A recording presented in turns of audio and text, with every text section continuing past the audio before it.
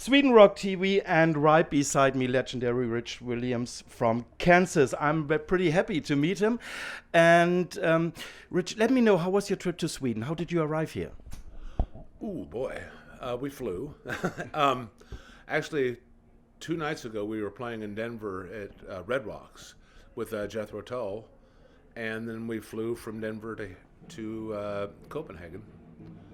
And now we're here. So we slept last night. So now I feel good. Yesterday we were up for 40 hours, I think. I was tired, but now I'm good, ready to rock.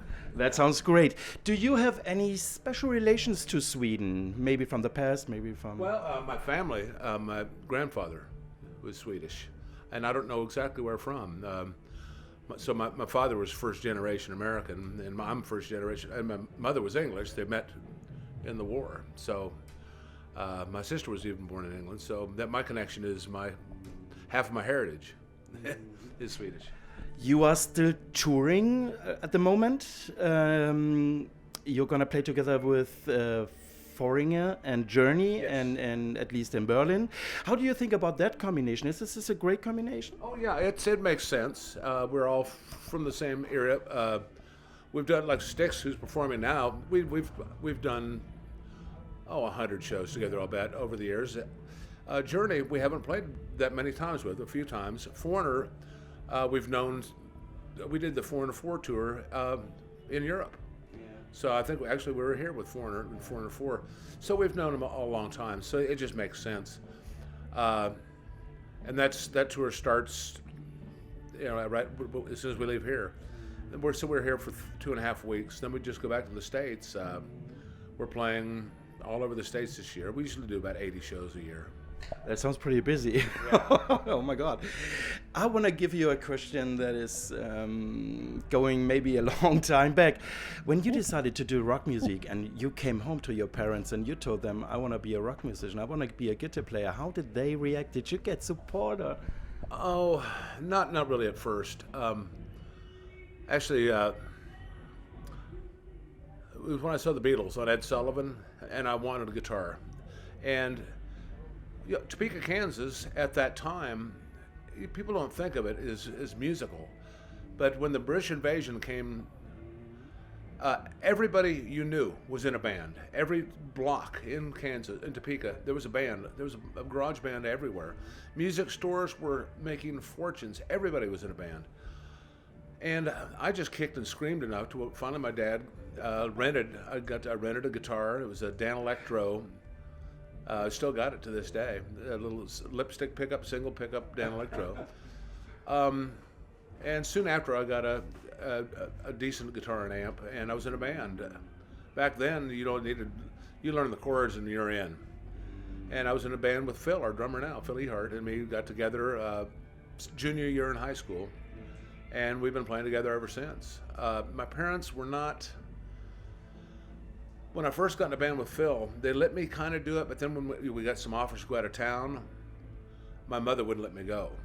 And so I got kicked out of that band because they wanted to go to the next city and play, and then my parents wouldn't let me go. So the next band I got in, I was sneaking out of the house and doing it, until finally they just said, and my father was a manager, it was called Ryder Truck Rental, and he was grooming me to do that.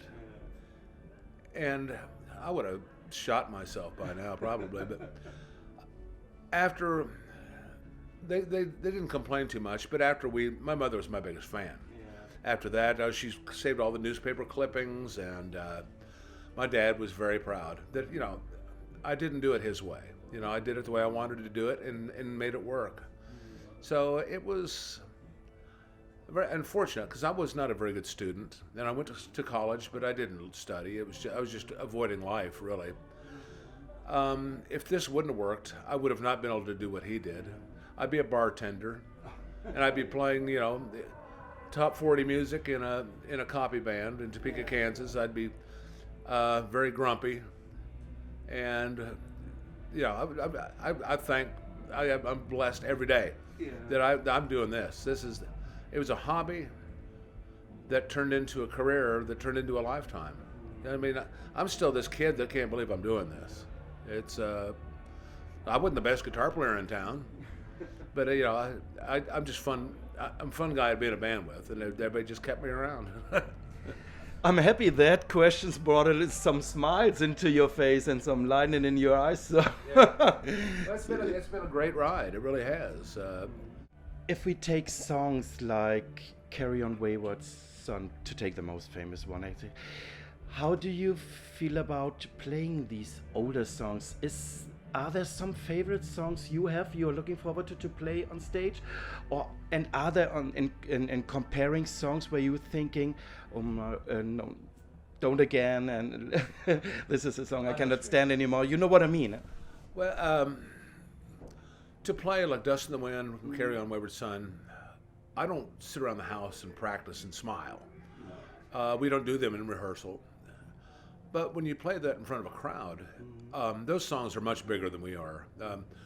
We'll be on a plane or something. So, are you guys in a band? Oh yeah, what band? Kansas. Well, I never heard of you. Have you ever heard of Dust in the Wind? Oh yeah, I love that song. Yeah. You ever heard of Carry On Wayward Son? Oh yeah, yeah. Our high school, that was a thing. They know the songs. They don't know who we are, and those songs have become part of, that's the background music of a lot of people's life, and so, I really appreciate that, and that's what brought us to the table, and so I enjoy it. I mean, like Dust in the Wind, the first note I hit, everybody recognizes it, and I have seen interviews with some artists that are very, they're complaining, I have to play all that same old crap. I hope I never get that jaded. We're very fortunate to have, we struck gold in those songs. Carrie wrote 2 great songs that have stood the test of time. I'll play it, every night with a smile on my face. I love it. Now, there are other songs. We change things up a bit depending on where we're playing sometimes. Like if we're playing at a state fair, or if we're playing we do a lot of symphony dates. So with the symphony, we'll play things a little bit differently. That's something that's more suits that crowd and more suits the symphony. So it really depends on the venue is what I'm looking forward to playing. Well, like here, this will be a great, Bust Into the Wayward Son here will be great because, with all these people here and all that, there's a lot of songs that we don't play that I'd love to play.